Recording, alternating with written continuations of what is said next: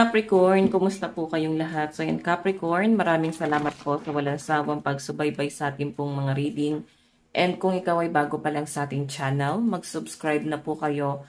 Then i-click mo na rin yung ating notification bell para lagi kang updated sa ating mga bagong upload. So guys, ayan, sa mga interesado naman sa ating private reading, nasa description box below, yung link ng aking Facebook, ayan, i-message nyo na lang ako guys, okay? So, tignan natin ganap sa inyo this week, Capricorn, Sun, Moon, Rising, and Venus sign.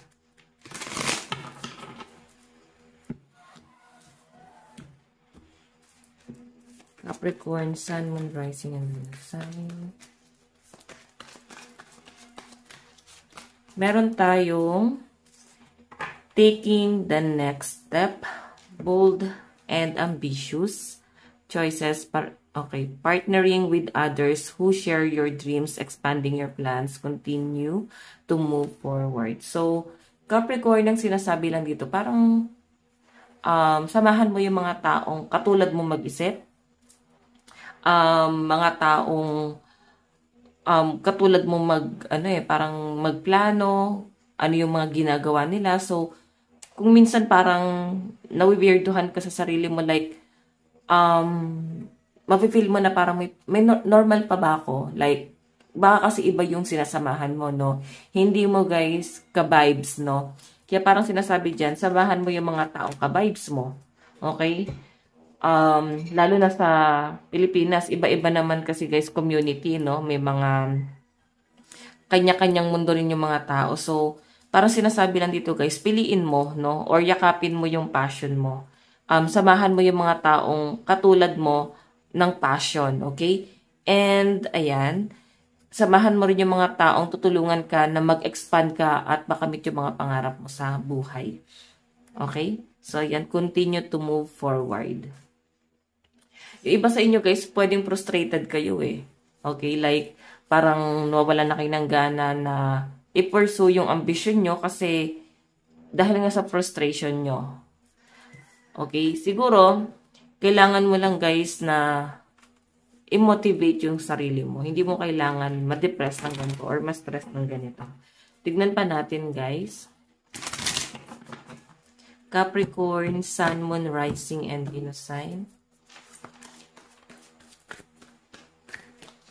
Meron tayong Two of Swords. Being unable or unwilling to make a decision, follow your own heart rather than trying to make others happy, pretending there is no problem, over-analyzing a situation. So, yun na nga, Capricorn, ang sinasabi lang dito na pwede magkakaroon ka ng mga hesitation this week, no?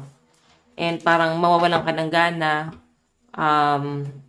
Kasi parang hindi mo pa alam kung ano yung mga gagawin mong plano para sa sarili mo eh. So, tama yon, no? Huwag mo munang i-pursue kung hindi ka pa talaga ready or hindi mo pa alam kung ano yung mga plano na gagawin mo. So, pag-isipan mo muna, then, pag sure ka na, saka mo lang guys i-pursue, no? Pag sure ka na doon sa plano mo na yan.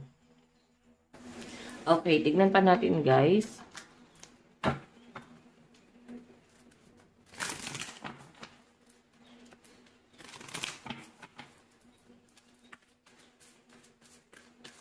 So guys, meron tayong Page of Wands.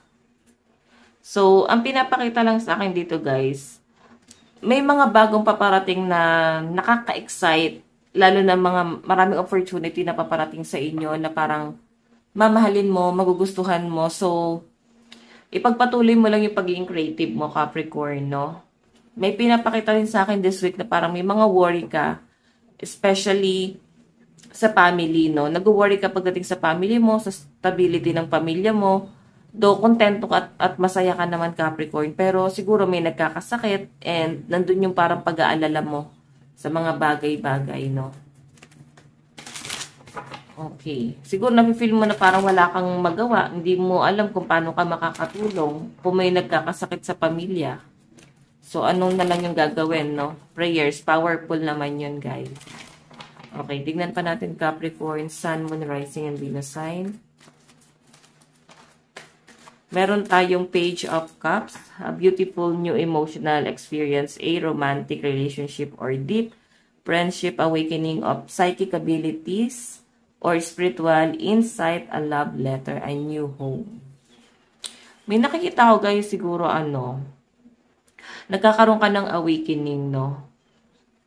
Bagong talent, pwede nagkakaroon ka guys ng parang psychic ability. So, parang calling to para sa inyo. Okay? Or pwede rin naman guys parang lumalakas yung pakiramdam mo. Mapapansin mo naman yan sa sarili mo. Okay? So, this week guys, may pinapakita sa akin na parang nawalan ka ng gana na gumalaw, nawalan ka ng gana na parang magplano pagdating sa future mo. So, I think nakaka-apekto to sa pamilya mo kasi. Okay? Siguro dahil yun nga, baka may nagkakasakit or may pinagdadaanan yung pamilya, then ikaw, wala ka magawa. Meron tayong page, okay, 5 of Cups. Focusing on the negative things, not turning out the way you anticipated. Forgiveness of self or others. Everything happens for a reason. Look for the hidden blessing. So, ayan nga guys, masyado kang nagpo-focus sa mga negative. So, this week daw guys, try mo daw na wag masyadong mag-focus dito sa mga negatibong bagay. Pwede nangyari na siya sa past, then baka nag-hold back ka, nada-down, parang nade-depress, nag-overthink.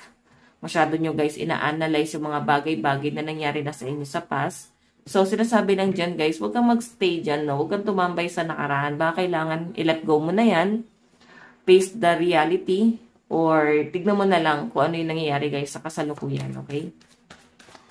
Meron tayong, okay, King of Pentacles, compassionate, accomplished, charismatic, grounded, a time of great success, financial security, and prosperity. The Midas touch, everything turning out beautifully, a supportive parents and spouse, a good person to work for. Okay, so, parang napabagalan ka eh. Napabagalan ka sa nangyayari sa iyo ngayon. Okay?